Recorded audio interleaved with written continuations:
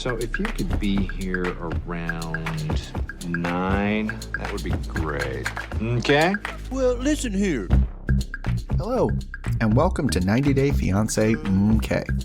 I'm Mr. O, and today Miss H and I will be discussing the Season 9 Tell-All Part 2 of 90 Day Fiance. In this episode, Bilal and Shida can't decide who wanted babies, Thais wants Patrick to stand up to John like Jabri did, Jabri keeps lashing out at basically everyone, we don't get to find out what Emily's dad's gift to Kobe was, we hear about Ari and Benny's long-distance marriage, and we get a post-tell-all shocker from Eva Muhammad. Since this is the last episode of the season, we'll end with our power rankings of the main cast. If you like what you hear, please give us a 5-star rating and subscribe. And if you also watch Love After Lockup, you should listen to our other channel, Love After Lockup MK, where we'll be covering this season of Life After Lockup. Alright, thanks for listening, stay safe, and enjoy! Hello, Mr. O. Hello, Miss H. How are you doing? Back at work, man. It sucks. Living that work life? I know. Living that work life. And this is honestly probably one of my least favorite weeks of the entire school year is this in-service week that I have. It's just compliance meeting, policy meetings. And then like I perk up a lot once the students actually get there. And I'm like, oh yeah, this is why I like this job. Right. This is why I do this. You just reminded me of all this online training that I have to. Thanks. Oh, geez. All right. Well, you know who could use some online training is Jabri. Especially because we start off the whole tell-all, second part of the tell-all, starts off right where it left off last time. And really, technically, it's about Patrick and Thais, but it kind of turns into the Jabri show. So we said that we pick it up where we left off. Jabri and John are trying to have a go at each other. And honestly, in my opinion, John's getting the better of it. Jabri can't imagine John not being sad and just playing video games alone, which he mentions multiple times. But John kind of thinks that's living the dream. So he's like, whatever. Oh, yeah, okay. So then Sean breaks in to ask if Jabri's impression of John is accurate. Like, is he lonely and sad? Is he too involved? So Pat says that he thinks John gives them plenty of space, but Thais thinks, he volunteers his opinion too much. So they say he tries to be nice and cordial, but he's just he says this, I want to be cordial, but I'm a combative person, just like Sparkles over here. So Pat says it's definitely more on John that he and Thais are always at odds, but I don't know. As soon as they say it's time for a commercial break, like John and Pat get up and give each other a big hug. So we kind of go to Kenny and Tim, who both agree that, John has, and I agree with this, extremely strong uncle energy. Right? And on the way to the green room, John says that Jabri is just soft and he likes to dish it out but can't take it. Jabri just thinks that John's a dickhead. And doesn't want to be in a room with him. But of course, production makes them go into a green room together anyway. So it seems like everybody else is chatting about Pat's business, and production comes back in to get everybody back on stage. And Jabri refuses. He says he won't go on and film if John's going to be there. And if John is up there, that Jabri's going to end up knocking him out. So John is like, that's not how this story ends. Especially after he already saw Jabri fight David earlier in the season. So Jabri says he doesn't want it to escalate to that point, but John tells him if you're going to bring it, you got to take it. There's some more back and forth, and eventually Emily is like kind of steps in to be like, you guys are ruining everything. So they do go back on stage, but Kenny wants to talk and stop. So Kenny and Tim go talk to John in the dressing room. So they get some of the same recap about Jabri and then kind of recapping the stuff we already saw. But, they ask him about what he thinks about Pat and Thais, and he's like, well, I was skeptical at first, but after I saw them together, he could tell that it's real. So he just, they both seem to think he's a good dude and want to have a beer with him. So back on stage, Jabri is trying to make nice with Pat and Thais and keeps saying that he respects Pat. I really respect you, bro. But Thais makes a comment that, he's just standing up for her like Pat wouldn't do. So Sabri just says if it wasn't for the respect he has for them, he would have knocked John's ass out already. All right. Well, the other thing, too, is he can't read the room, right? And we'll kind of come back. Patrick would kick the shit out of him if he attacked John, right? Oh, yeah. I'm sure he Pat would be not involved. like sit there and be like, oh, I'm going to let this guy attack my brother. He would join in and fight the guy who's trying to fight his brother. Yeah. Anyway, so at this point, Bilal tries to like intervene and tries to be the Jabri whisperer. But Sean officially starts things off again and kind of asks, what happened backstage? So Jabri says he couldn't take seeing John, quote, bully Thais. And it seems like Thais agrees that it's kind of bullying. But he says that it took him back to like his young days in South Dakota, how people used to bully him for being different. He claims that John was being belligerent and disrespectful. Then Kara comes out of nowhere, didn't expect to hear from her, and asks Pat if he's bothered that Jabri called his brother trailer trash during this whole rant. And Patrick says, nothing. So, and then Jabri keeps ranting about like, you're so toxic, you're not my relationship starting five, I'm gonna bench you, and blah, blah, blah, blah, blah, blah. Because obviously what's most important here is where people are on Jabri's people rankings. So Thais says she wishes that Pat would say something more. And Kobe and Guillermo both say, yeah, you probably should say something more. But Pat says it's an awkward situation he's put in where everyone expects him to just tell off the older brother that helped raise him. And it's not like Jabri punked his mom, but, you know, then he's like, it's different. She put in the work. But I don't know. Pat also admits you're not going to get John to lay off by attacking him. That's not going to work. Right. So Sean asks if his way is effective, and Pat says, I don't know, it's the best I can do. And then they kind of move on from there. So it was just kind of a shit show of everybody yelling at each other all the time. Yeah. But like, my question is, does Jabri know what a joke is? Because I don't think he does. No, I don't really understand Jabri's whole, like, how he sees himself in this, right? No. Like, he doesn't seem to think that he is being a bully at all. He's the instigator of most of the conflict that was happening between people like on site that wasn't based on anything prior, you know, because there was other conflicts, but it was usually based on something that had happened. Oh, sure. We have, usually that's why they bring the people on stage so they can rehash their conflicts. Sure. Right. Yeah. But Jabri is like creating all kinds of random conflict for like no reason. And he's like picking on almost everyone. And I thought it was very weird. Oh, hold on. Can I correct that? He's picking on almost every girl. Oh, interesting. Well, no, he didn't really pick on Thais at all. No, but besides John, right? Mm-hmm. He went after Ari. He didn't like what Shida had to say. Yeah. I don't think he kind of shies away from Emily, but she doesn't like him at all. Oh, like, right. Right. I think he said that Carol was controlling at some point. Yeah. Like. Yeah, I guess I didn't really think about that because his conflict with John was kind of the biggest thing. Sure. But it's just, what is he trying to do? Like, why are you jumping into their situation? Why is what John does have anything to do with you? And he sees it as like, well, I'm sticking up for Thais because Patrick isn't doing it. Well, then why are you sucking up to Pat? Yeah, I don't and then he's sucking up, like, I respect you so much. Like, I don't understand, like, his entire way of being. Because he also strikes me as the guy who just, like, that's why I asked you about the joke thing, who does not understand how people relate to each other at all. And it makes me kind of wonder if when he was, quote unquote, being bullied in South Dakota, if he was not being bullied at all and people were just trying to, you know, joshing him about his outfit. And he's like, you guys are all such bullies. And it just like overreacted and tried to knock people out for that. And it's like, dude, you know, because he seems like the kind of person who would see two guys like play fighting, because that's what guys do sometimes, especially when they're younger, right? Play fighting, like smacking each other in the head or whatever, and step in and like really shove one of the guys back. You leave him alone. You're like, what? Who are you? Why are you here? Yeah, I mean, I don't really even know what's going on. I don't even know what he's getting on John's case about other than his perceived perception of John being an alcoholic. And even John kind of defends himself later, saying, I don't know what he's talking about. I've been up really early. I haven't had a drink at all today, you know, and kind of saying, yeah, usually I have a couple beers a day.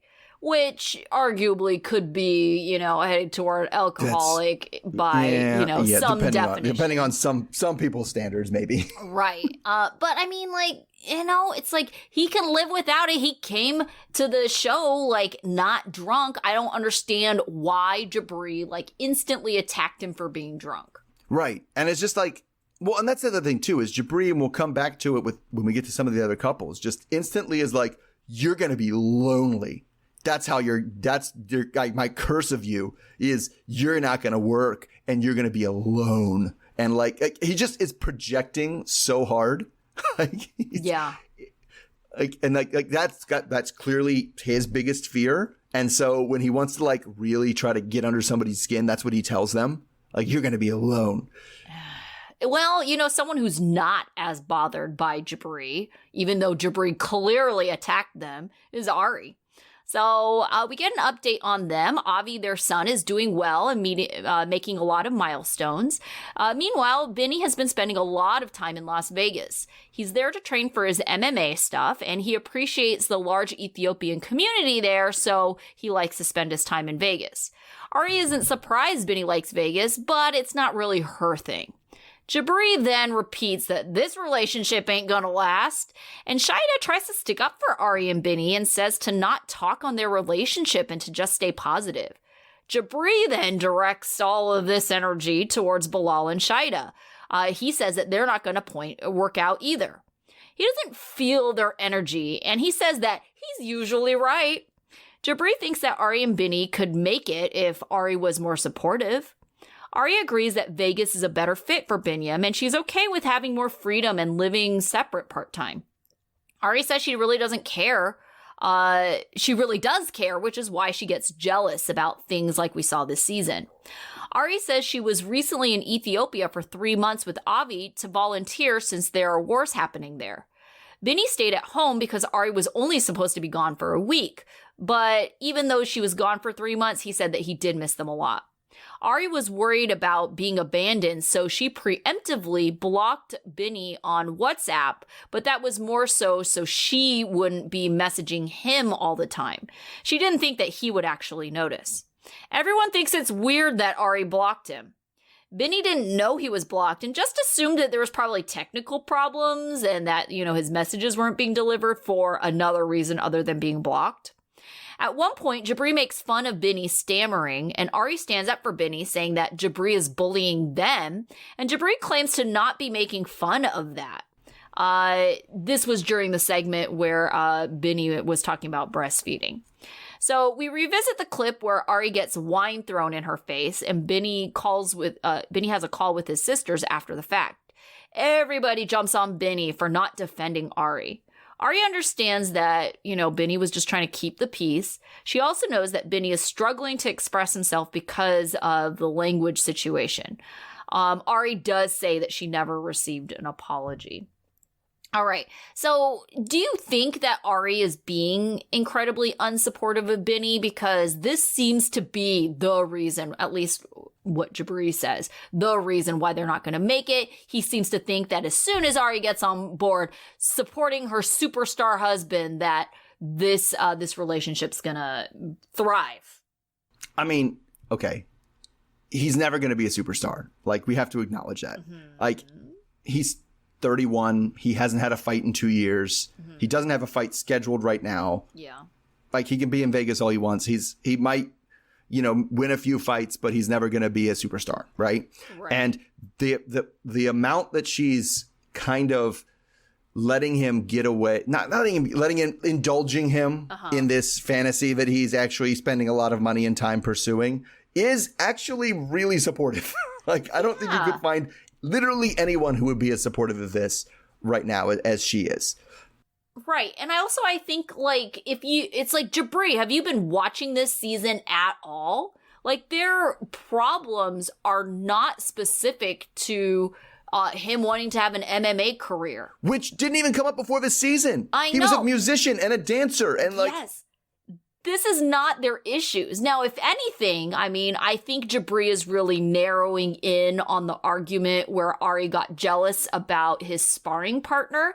But let's be real here. That is not MMA specific. If he were to, let's say, just be hobbying, like playing tennis, and he had a tennis partner, she would have the same kind of jealousy, because at the heart of it, it's the communication. It's not the fact that it's MMA anything. Well, I mean, yes and no. It's a little bit worse because her legs were literally wrapped around him when she came in. But yes, the idea that it was like, you knew that would be something I would be interested in knowing. You've been using neutral pronouns to avoid letting me know that this is a girl. Like, that's what I'm mad about. Like, is that omission. I actually am kind of hopeful for this. I think this stupid long distance kind of husband that sees each other thing, I think this is kind of their thing. I think it could work for them. Yeah, I think it works for her. I mean, okay, I think it works for him because we've already seen that he kind of lives his own life and, just does his own thing. I feel like the way she reacted when she had left Binny in Ethiopia, where he got the party house and all the people in and out of the house, that wasn't good for her. So I definitely feel like she's really anxious. And as much as everybody jumped on Ari for blocking Binny, I understand where she is coming from, because I feel the same way. Now, granted, it's not the same situation, but I feel the same way when I break up with people. I automatically block them. And the reason why I do is because I don't want to be messaging that person in a moment of weakness. I don't want to know if they've been messaging me, so I'm not constantly, checking my phone. Like, did they message me? Did they message me?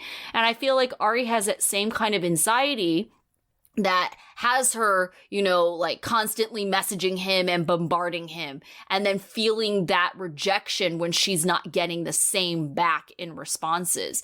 So I think it's just like, that's how she needs to deal with it. I don't think it's the distance part why she blocked him. I think it's just the anxiety of, is this person going to message me back? Like, I keep on messaging them and, I message them 10 things and I get one thing in response. I think it's more the anxiety she's trying to manage here. Yeah, but I also feel like she wouldn't have to manage that anxiety if she didn't just run off for 3 months. Right. Like what was supposed to be a week and she's gone for 3 months. Like, what the hell is that? Yeah. That's the part that got to me that like they didn't focus on. They focused on the blocking, which is like, kind of her way of technologically keeping herself from messaging him 1,000 times. Right. Sure. I get that.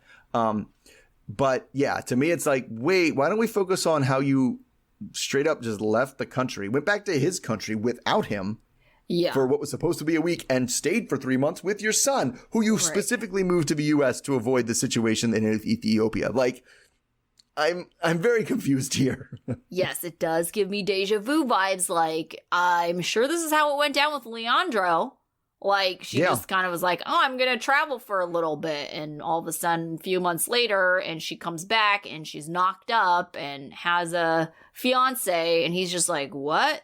Because, I mean, if you recall, like, he claims they never officially broke up. They just kind of had, started leading separate lives that made it so she didn't come home. Yeah, that's true. That's true. Yeah. So maybe it won't work. But I think we need a better gauge of what relationships are going to work and what relationships aren't going to work based on who said something to Jabri in this specific episode, because apparently that means your relationship is doomed. Did you say something bad to Jabri? Yes. You are going to be alone. You are going to die alone. Your relationship has no energy. He's going to put a hex on your relationship. Yeah. And as we know, as we found out, especially toward the end of the show, he's always right about who's going to stay together and who's going to break up. But before we get there, let's go back to Jabri, because we had an actual segment about the guy this time. And I say about the guy because I think even in this whole tell-all, Miona said like 5 words. So even though we had been talking about him for all this long-ass time, it's not until like more than halfway through the episode that we actually get to them as a couple. So they're currently living, quote, in the Palm Springs area and looking to like travel more and spend more of the year outside the U.S. Jabri wants to put off having kids so they could be creative nomads. I'm going to be laying on the stupid sarcastic talk very heavily while I read this. So which he also takes this as an opportunity to vamp about how adventurous he is and how I'm so thankful for this woman on the red carpet adventure, blah, blah, blah, blah, blah. So he says that the whole attempt to live with his parents in South Dakota kind of backfired, and they should have moved straight to L.A. I put again in quotes because they're not in L.A. when he got there. Anyway, they want to bring up the friction between Mahala and Miona, so they show us a clip montage of Mahala throwing shade at Miona. Sean then asks if he really believes that, not enough time to get to plan or to travel was the reason they refused to attend the wedding. Now, he doesn't really answer, but he just said that it hurt. So Miona says that she tried to get them to come too, and their lack of attendance was really more of a protest over them not having a big family wedding. So his parents also declined to participate in the tell-all, and he hasn't seen them in 6 months.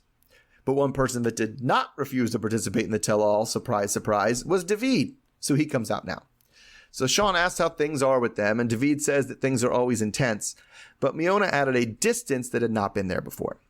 So Jabri says that he had to put the band at a distance because they were weighing him down, man. They were holding him back and weighing him down like an anchor.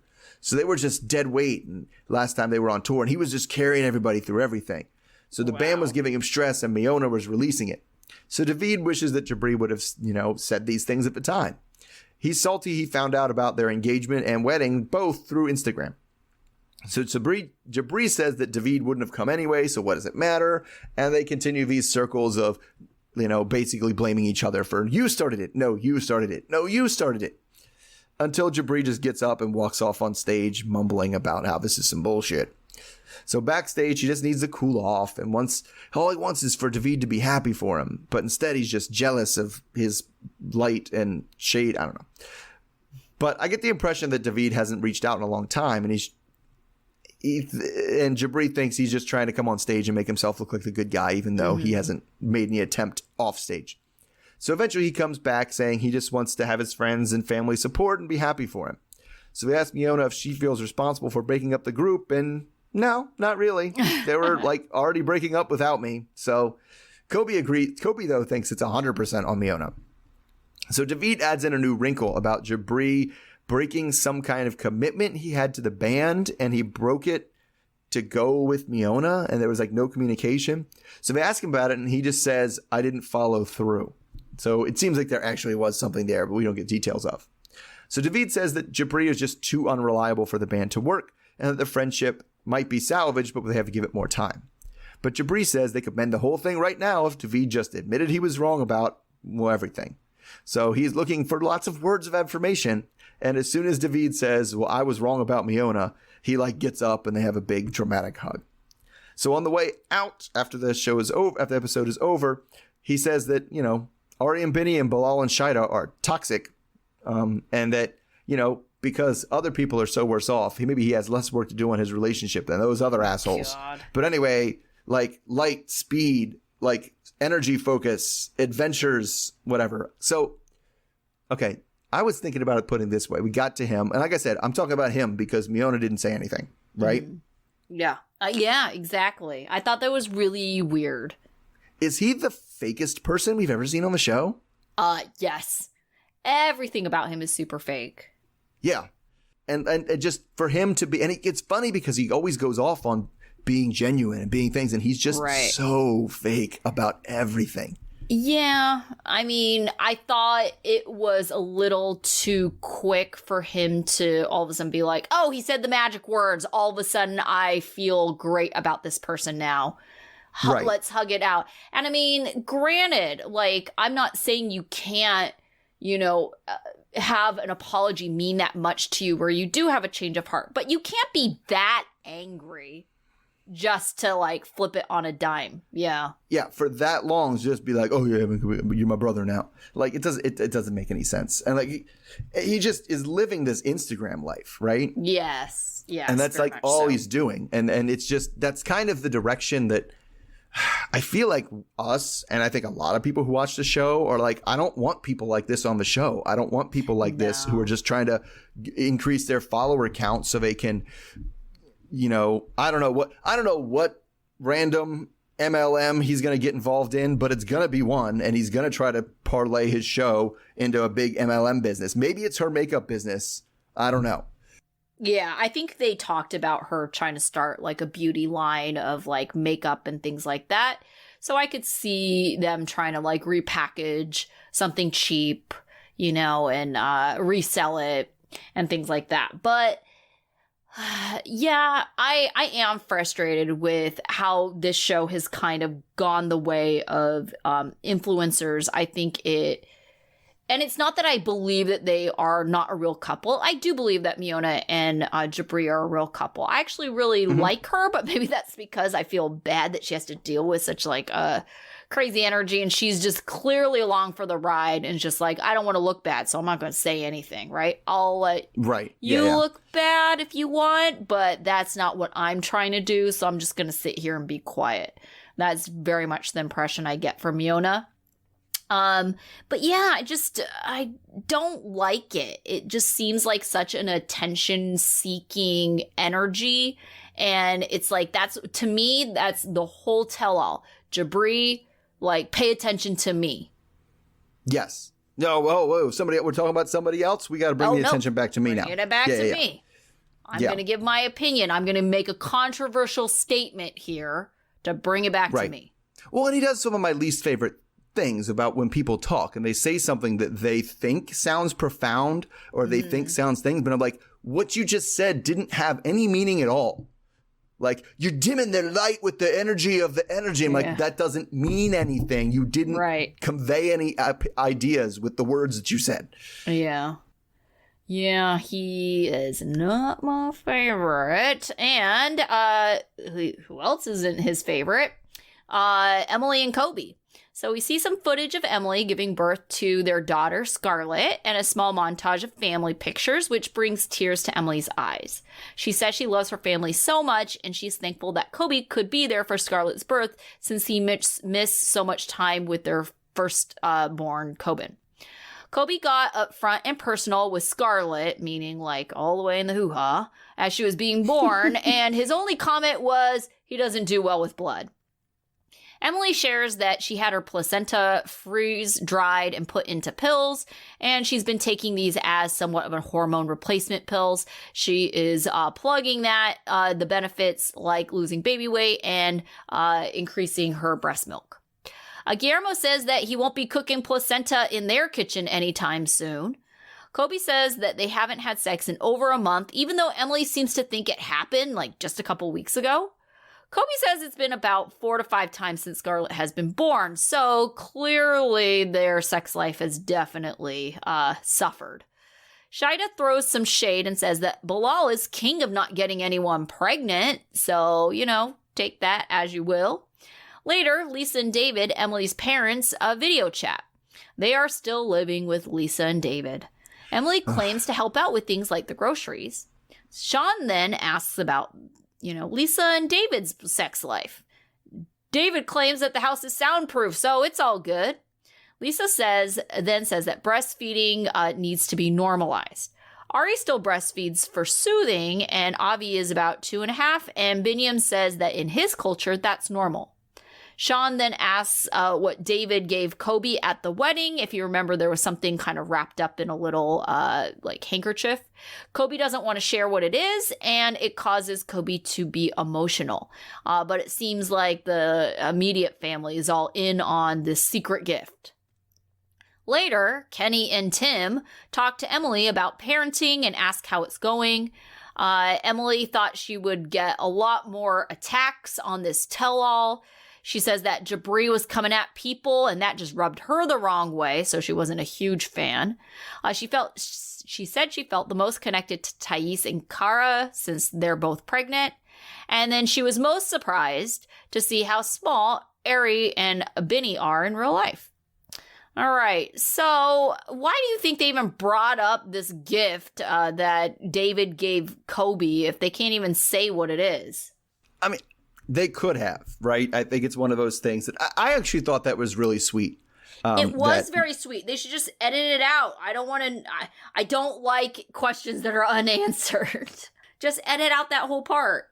They could have. I don't know. I think I definitely think it means like it is helpful to know that David has a close enough relationship with Kobe that he did give him something actually very meaningful and very touching before the wedding. And I think it's okay that we don't know what that is, because it's that. I would just rather not know that I'm there's okay a thing. with secrets. I'm okay with secrets like that, because I kind of feel like one of those secrets are good and they're sweeter, because I feel like if you knew what it was, it wouldn't. It would be stupid. You'd be like, dumb. Why are you even doing that? Yeah. Why is it even a secret? Exactly. I don't know, but it's like the briefcase in Pulp Fiction. It means more when you don't know what's in it. I don't remember that movie, but I think that would have bothered me. Well, then don't watch it again. I mean, it was just fine. I mean, I thought it was really sweet, and I thought it was it made it like even more sweet that all four of them were like, no, we don't want to say. We don't want to say what it is. So what did you think about Emily on this tell-all? I mean, redemptive? I don't know, because it definitely, if you have a short memory, then she came off really well in the tell-all, yes. All things considered. If you just looked at her behavior on the tell-all, she was, I don't know, I wouldn't say a non-issue, because I definitely appreciated that she was mad at the same people we were mad at, because a lot of times we don't see that. Like a lot of times we're like, oh man, I can't wait for the tell-all. They're going to get so much shit. Everybody's going to jump down their throats. And then like everybody takes their side. Yeah, you're just like, what? Quit being so supportive. No. That person's terrible. Jump on them. Yes. And I think Emily did kind of get away with it because Jabri took up so much air. Yeah. Right. So I think a lot of her stuff kind of went unremarked on. Right. They didn't even bring up her other ring. Right. Like, I think she was expecting way more hate. You know, she's like, oh, I dodged a lot of bullets today. Yeah. Well, there were no bullets to be had. No, well, there was. And I think Jabri just jumped in front of all of them. He was just like, I'll take all the bullets. Give them to me. Oh, my goodness. Yeah. Oh. I do think it's funny. That they have the, they're, it's hard to have sex with kids around. And then like their parents were like, no, it's not. We do it all the time. Yeah, it's it's fine. soundproof. Like, it's fine. Well, it's funny because I also think they were just like, oh, we're afraid we're going to get pregnant again. So we got to like really take it easy. Yeah, they probably should, like, right? I have a few solutions for them, but. God. All right. So, I guess I just have Bilal and Shida. There wasn't a ton with them. So during Kobe and Emily's segment, Shida does throw the big time shade, as you said, saying like, well, Bilal definitely knows how to not get people pregnant. So she implies that they definitely do it often enough for that to happen, but she's 37 and not knocked up. So the rest of the cast jumps on him a bit. They kind of warn him that like, listen, if you're going to have the kids and she's 37 and it could take years, you really got to get on it now. So Bilal is worried about how when you have children, it like limits your life options for that moment. So he really wants to take his time and think about it, not running out the clock, just taking his time. So they disagree on who was the one like who had said they wanted to have kids when they were dating, because each of them claimed that they said they wanted kids, but the other one didn't. I don't know, it's the whole thing. So afterward in the green room, that's pretty much all we get from them. Emily comes in to apologize, actually, for not standing up to Jabri when he like said that they had bad energy and wouldn't work out. So Bilal was really surprised at how he came across in the tell-all. Like he said, he didn't think the other cast members would think he would. They thought, oh, there's a good stand-up guy. He's a high-quality guy. Right. And he did not expect to be attacked as much as he was. Yeah. But then like, it's weird because, I do kind of get it. Shida just makes a big play and is like, oh no, I love this man and he's so amazing and they have no idea what's going on. I'm willing to work hard to get these things to work out. She definitely is like one of those people who's like, no, I'm allowed to talk shit about him, but y'all need to shut up. Right? Yeah. That seems to be her kind of defensive energy. But I don't know. We kind of only talked about the kids here and like, do you think he's doing anything special to not have the kids? What's going on? I don't know, because we got conflicting reports, right? Because he even said, like, I have super sperm, because, he seems like that kind of guy who needs to throw it out there that it ain't his sperm that's the problem, right? Right. It's either their prevention or other. So, yeah, I don't really know. It is interesting because we didn't really hear much from him, and I thought it was pretty evident that he was starting to see that people don't view him the way he views himself. And so he definitely shut down. It was like he was scared to say anything because of how it could be interpreted, how it could be twisted. And so, I mean, we even saw this kind of at the tail end of their segment last week when Shahida was there. He was just kind of like, and when he got called out by Patrick, you know, for throwing his sales tactics, he just kind of started to shut down. He was like, well, you know, I'm not going to say anything. So then you can't twist this, you know. And so it definitely, you saw this very like subdued Bilal. It was very weird, and that is not him. No, but that's the thing, is he kind of surrounds himself by people he can overpower, and he can kind of, he doesn't dominate them in an aggressive way, but he does dominate people. And like when it was people on the stage that weren't about to be dominated by him, he did not know like how to react, except like you said, to shut down. Yeah. So it was very weird to see him like that. I mean, I honestly, I truly hope that he will take some of this to heart and think about how he talks to Shida, because it's pretty clear that she doesn't like how he talks to her a lot of times. Well, and it's also pretty clear that it had a lot to do with his first divorce. Right. Yeah.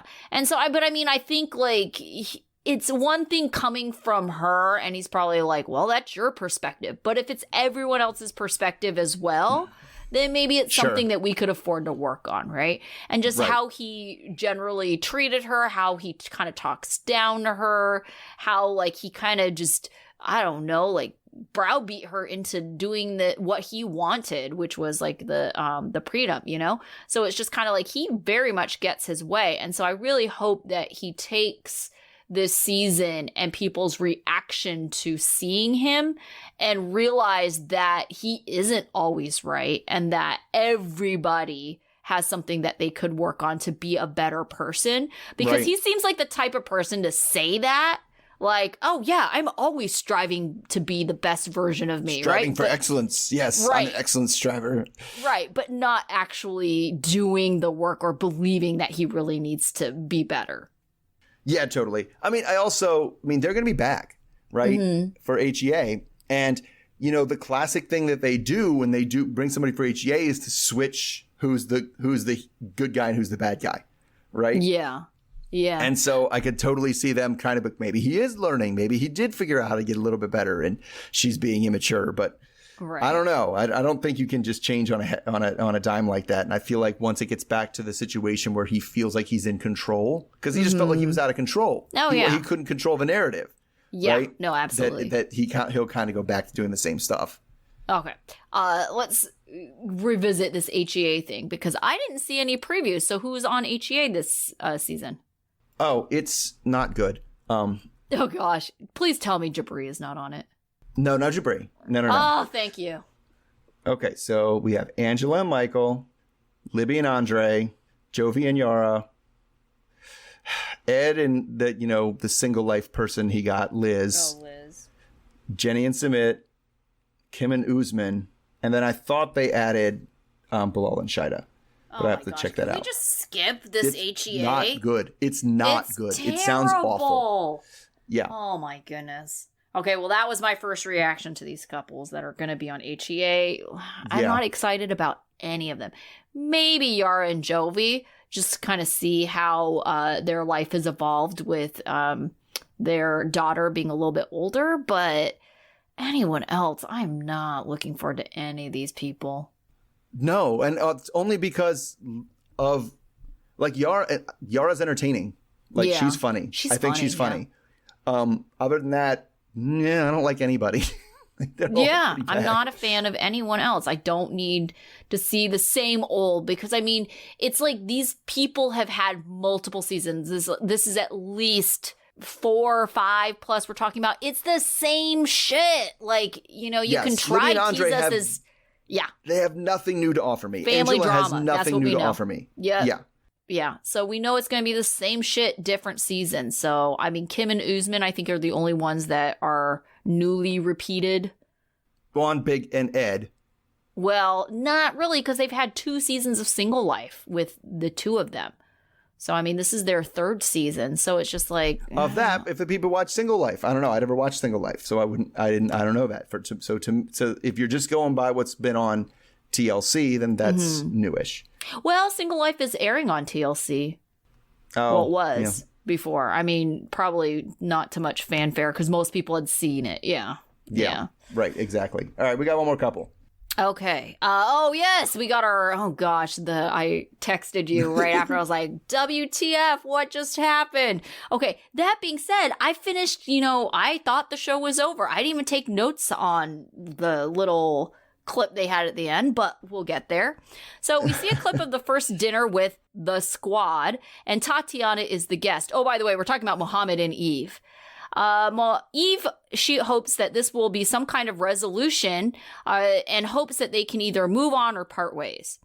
Mohammed asks if Tatiana thinks it's normal to talk about sex, and she starts to respond, but then Mohammed immediately cuts her off to clarify what he's trying to say, and then Tatiana snaps back and is like, "You're not letting me speak."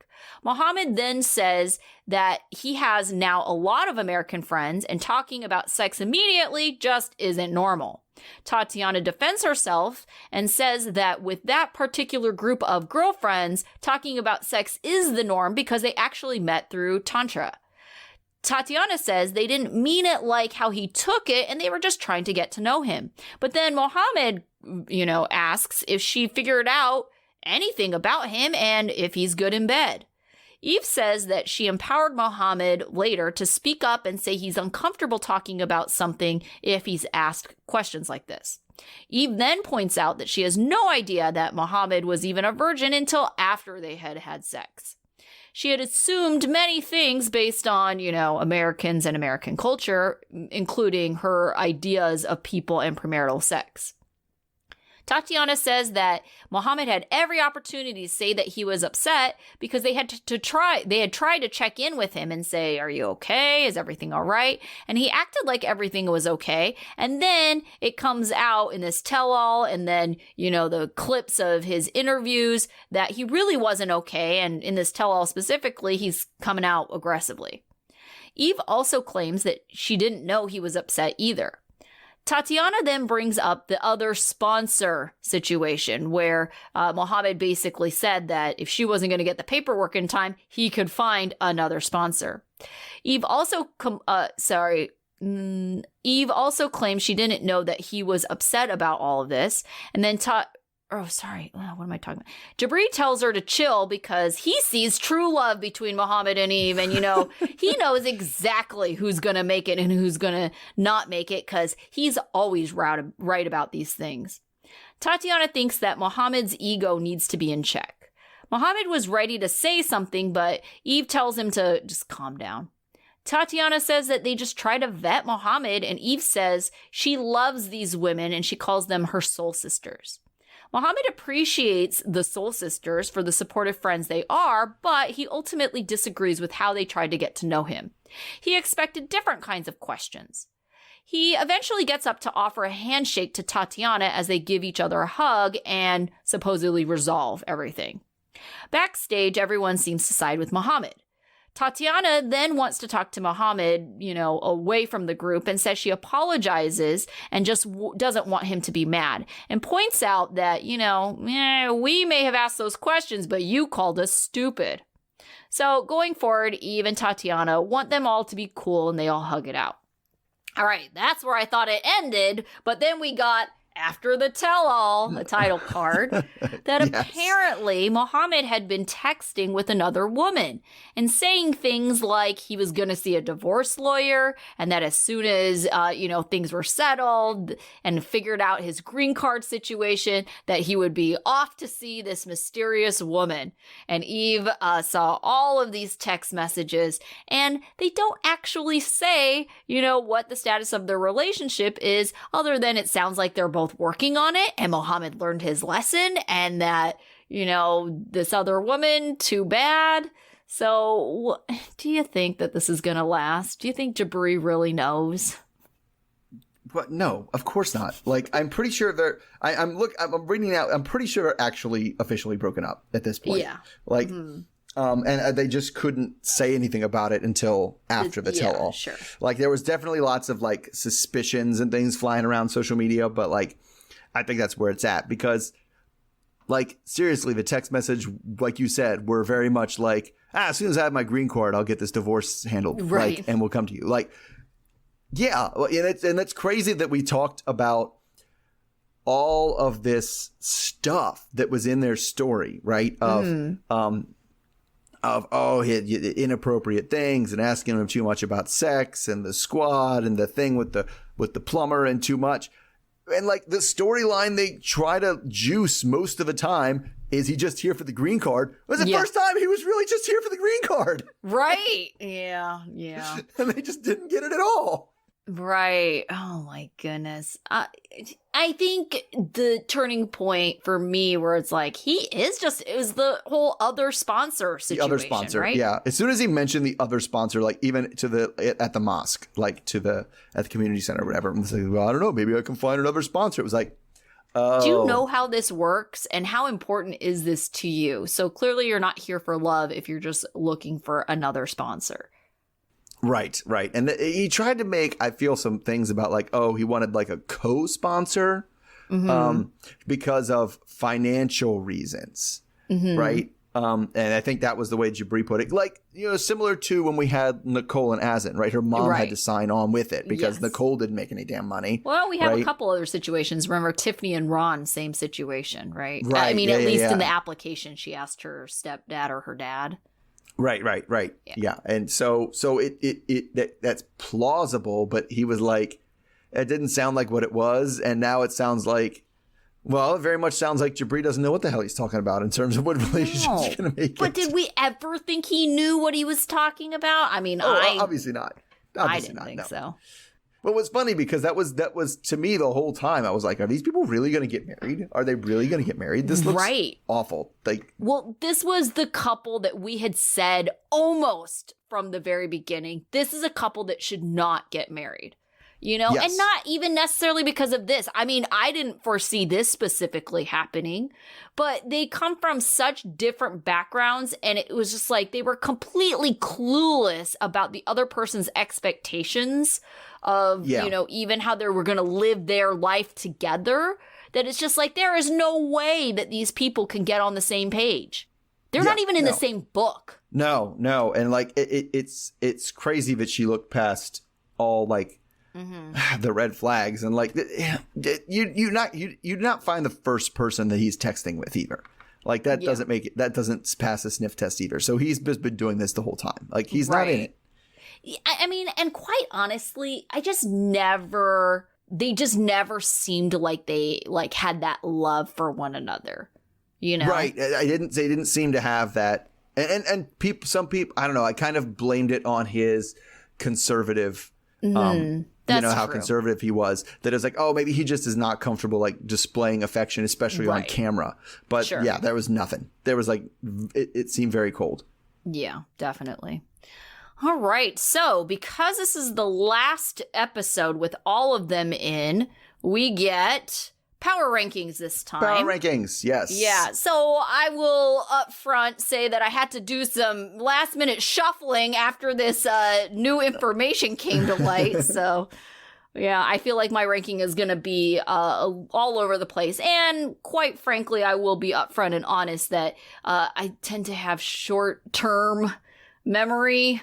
So recency bias. Yes. So definitely, what's been going on the tell-all has influenced my ranking. So, but I'll try stick with what my immediate thought was. And so who is your number one?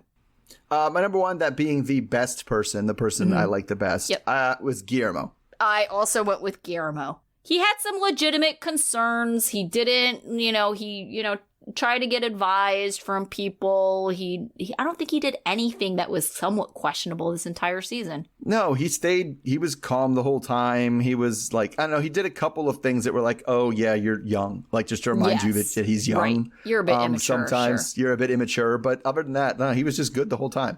Yeah, I thought so too. All right, how about your number two? Number two is Kobe.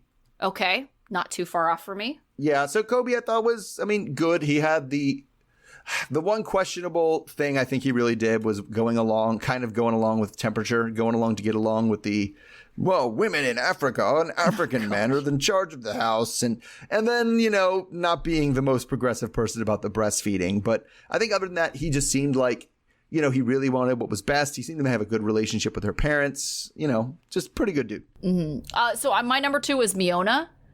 Sure. Quite honestly, I feel like if we look at just what Miona has said and done in this season and disregarded what Jabri said Miona would say or do, Miona's actually a pretty cool person, right? Jabri is the one who's like, oh, Miona is the one trying to break up the band. Miona is the one who's gonna freak out if everything doesn't go perfectly. I mean, she had a couple tense conversations with Jabri, but I mean, for the most part, pretty stand-up person, didn't cause too many problems. I mean, the wedding was kind of the one thing she really pushed for herself, but other than that, she wasn't too demanding. Yeah, Miona was number 3 for me. So Kobe was number 3 for me, and the reason why Kobe was a little bit lower than Miona was simply because Kobe did have that one outburst where he got frustrated with Emily and was like, shut the F up. And but she I thought she didn't. But out. she needed to shut the fuck up. But she needed to shut the fuck up. Then she was telling him how to shovel shit. Right. I think we all agreed that maybe he could have said it better, even though I believe that it was. I don't know. I sensed his frustration. I went. This is just a personal preference thing. I don't like Miona's style. I don't like the way she looks. I don't like how she's trying to be this Instagram influencer person with the stupid overlined lips. It just bothers me. So that ranks her a little bit lower to me. Yeah, and sometimes that stuff. I think for me that kind of comes into play towards the bottom of my list too. It's I don't like your face, so you get to rank lower. Right. Yeah. Okay. How about your number 4? I went with Biniam. Okay. And I don't know. I struggled with what to do with them after the tell-all. It seems like, with the exception of not standing up to his sisters enough, which I even think but at that time I was like, whatever, we're leaving. I don't give a shit. I don't have to deal with them anymore. Right. For Ari, misleading about the lie of omission about the thing. He didn't. He seemed to be in there trying to do what's best for the kid, being a good husband, and then just kind of going along and getting along. So I put him 4th. My number 4 is Shida. This poor woman has gone through so much this season. And I think for the most part, I, don't know anyone else, what kind of ideal reaction to these things that she went through, right? Hers is pretty close to kind of the best case scenario for those things, and she dealt with a lot of Bilal BS, so I gave her number 4. No, so I have her at number 5. And I just a little bit lower to me because I do feel like she was a little bit short with him sometimes, and also I do think it sounds to me like she said at one point, I don't want to have kids, and then changed her mind and said, I do want kids on it. Yeah. I think that happened. Okay. My number 5 was Eve. I mean, really, if I were to lump her with the squad, she would have definitely ranked lower. Because I do not like her friends. But I mean, in hindsight, now that we have a little bit of hindsight, her loyalty to her friends is probably what's going to get her through this difficult situation. So, I guess she played her hand well for this situation. Yeah. So I'm just one behind you on all these. Eve was my number 6. And yeah, I mean, mostly it was because, and she ranks lower because she seems like a very nice, genuine person. Yes. She's number 6 because how do you not see that Muhammad's not a genuine person that you shouldn't marry? How do you look past all that? That's the worst things she did. Right. Okay, so my number 6 was Ari. Ari, she definitely had outbursts this season. For the most part, I accept that a lot of the things that she does is kind of just her personality, and just I don't even want to say personality, just like her presentation, right? That's just how she is. I do acknowledge she has a lot of anxiety, and I think that really affects like how she deals with things. For the most part, other than that one outburst, there was nothing that really stood out to me that, she had really done anything. And quite honestly, I applaud her for dealing with Jabri the way that she did during the tell-all. Mm-hmm. Mm-hmm. Ari's a little bit lower for me. We'll talk about it when we get to her. Yeah. So 7, that's what we're on? Number 7? Yeah, I haven't said my 7 yet. That was Ari was my number 6. Ari was number 6. My number 7 is Patrick. Okay. Just because, I don't know, he tried, but the biggest thing that took him down was when he threw money at her. Oh, gosh. Like that one time he threw money at her, he would have been way higher had he never done that. Yeah. He seems to try to be navigating this difficult situation between his fiance and his thing. And then I thought he dealt with her dad as well as he could have. Yes, that's true. Right? Yeah, definitely. So my number 7, I wanted to kind of keep them together because I kind of saw them like kind of on the same level, was Binyam. The thing about Binyam is kind of what everyone had attacked him over for me was, and this kind of goes back to, and I think I've said this before when we've had him on Power Rankings, it really bothers me so much that Binyam is so avoidant of conflict, that it's creating more conflict. That annoys me like in life when people are like that, when they're just like as extremely as avoidant as Benny. And that's why he's a little lower than Ari to me. Because at least Ari, I feel like, yeah, she comes at it sometimes in a maybe not ideal way, but she's attempting at communicating these issues to try to resolve things. Binyam isn't even trying to do that. Yeah, sure. Yeah. All right. So we're on 8 now? 8. Yeah. My 8 was Kara. Oh, mine was Kara as well. Okay. Yeah, I mean, she's just in the middle. She's just in the middle. She was condescending to him. The amount of condescension she had, and also the fact that she dated that Chris dude, like who couldn't go, had to keep seeing him. Yeah, I put her in the middle because it did kind of feel like very mommy, like a lot of times, like their relationship. And how she kind of treated him. But for the most part, I actually really liked Kara as a person that actually cared to learn the language. I'm like, good job, Kara and Patrick. Wasn't she already there learning the language when they met, though? Yes, okay. But she did pretty good. So, yeah, Kara I had as number 8, and number 9 I had as Patrick. So good for 8 and 9 for learning the language. Sure. So 9 is where I put Ari. Right. And I put her a lot lower because of the crazy outburst at the MMA gym, like was not cool. Oh, for sure. Yeah. And then honestly, she moved down a few spaces at the tell-all when she was like, oh, this guy who's constantly worried his family's going to abandon him. I just went to Ethiopia for what I said was a week, but we just stayed for 3 months and I blocked him while we were there. So like that kind of moves her down to me. That's kind of like a weird step out. Yeah, but it's also kind of funny how she wasn't wrong when she was like, oh, Binyam didn't even notice that, I blocked him. And it's like, oh yeah, he didn't. So to me, it was kind of like, well, I guess all's well that ends well if you can't like figure out that someone blocked you. Yeah, it seems like exceptionally flaky. And maybe it's a dad. I was like, don't tell me you're going to take my kid for a week and take him for 3 months. Yeah. What is that? That's crazy. Yeah. Okay. So it sounds like our bottom 5 is the same, but likely different order. Probably. All right. We'll see. Okay. So my number 11. Are we on 10? 10. Okay. 10. My number 10 is Thais. Okay, so was mine. Okay, yeah. So Thais, there were things about her that really bothered me. Just how she tried to get rid of John off the bat, and how she, wouldn't tell her dad. And yeah, that's the biggest thing to me. Yeah, and there were other things where I feel like she just didn't do the best at communicating with Patrick.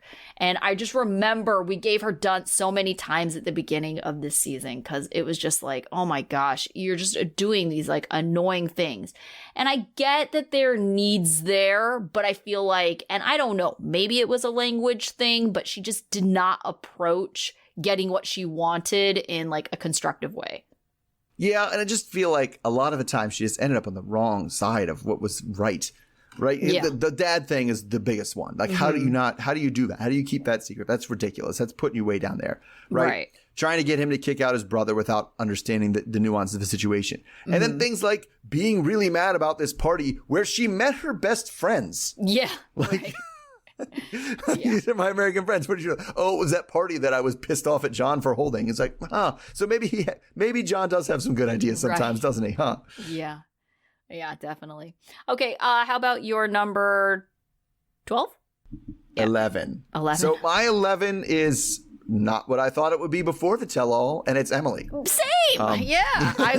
I was very surprised because Emily was just a spoiled brat. She seemed to get whatever she wanted. She seemed to be playing her parents and ruling the roost when it came to her family, like her immediate family, and with the Kobe family that she was building.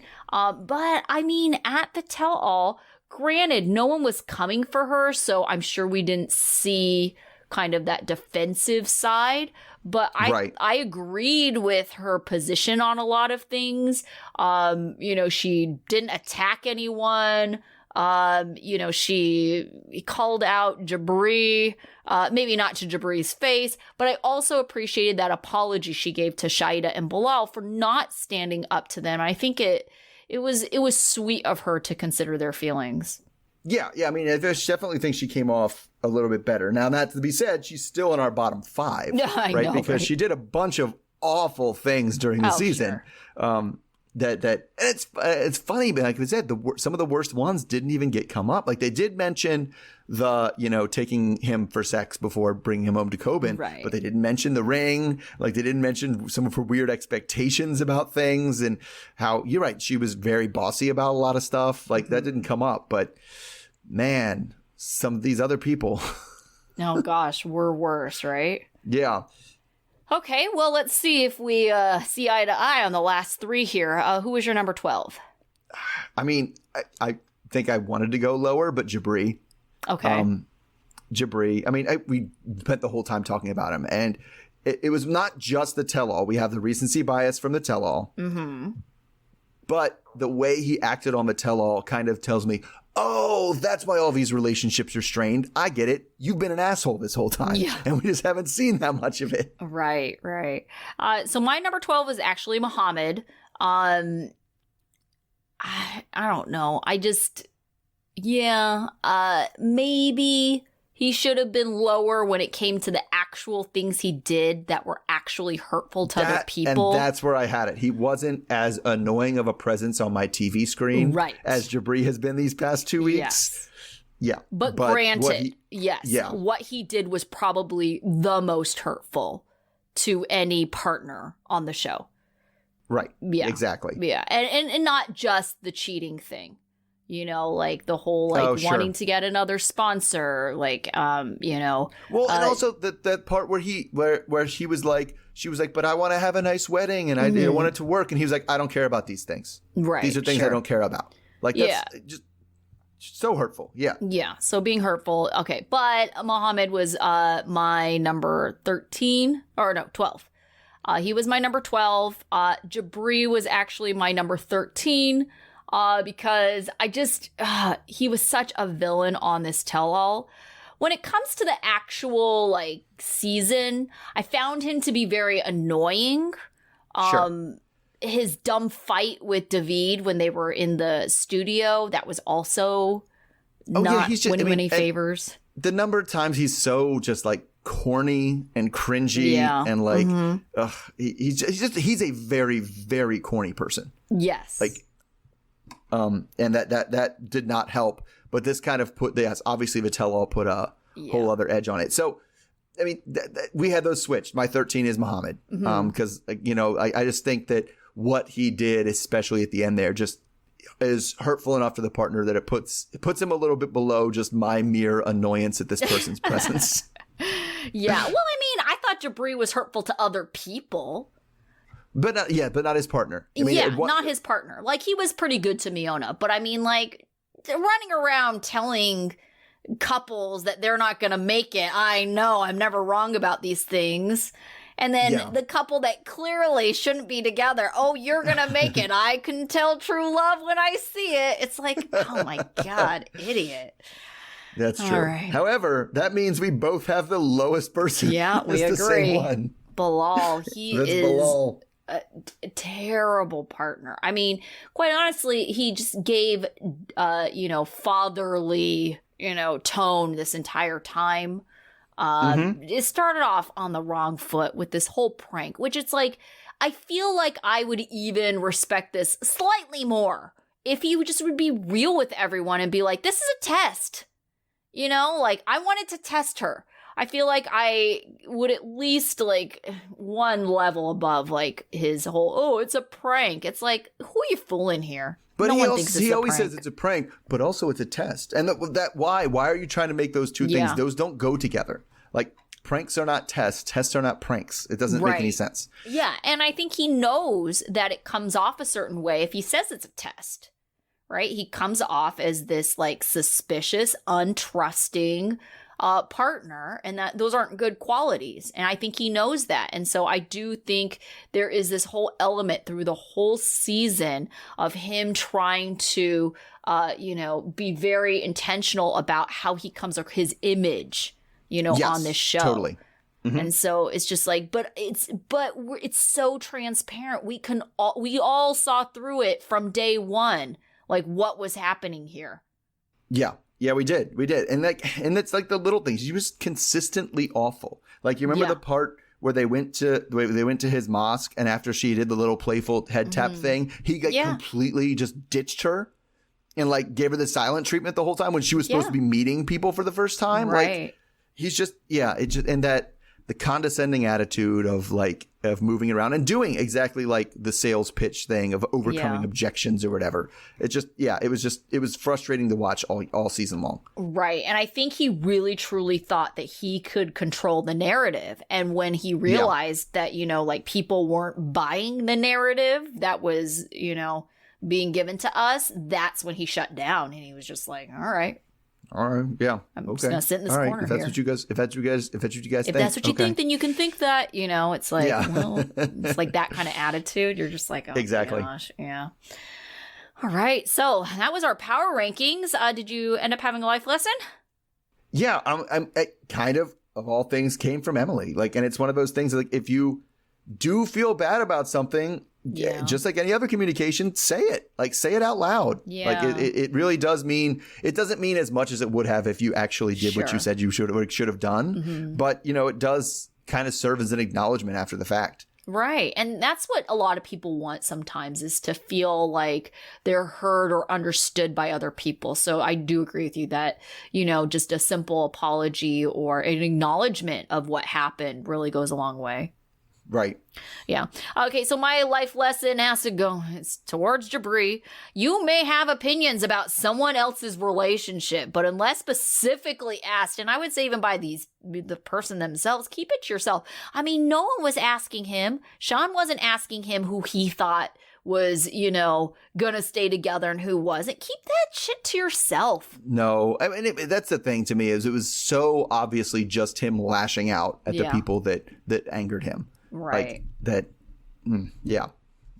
not the appropriate thing to say. All right. So, do we have HEA starting next week? I believe we do. Mm-hmm. All right. So we'll be back next week with same old new. Yeah. So same old couples. Old people. We'll be another new same season. people to bitch about all season long. Yep. Oh goodness. All right. Well, I'll try. Well, prepare myself for the long haul. And hopefully we can make it a little bit more fun than the actual season is going to be by bitching about them. Yeah, we'll have to brainstorm, think of something. Right. All right. Okay. Until then. All right. See everybody then. All right. Okay. Bye. Bye.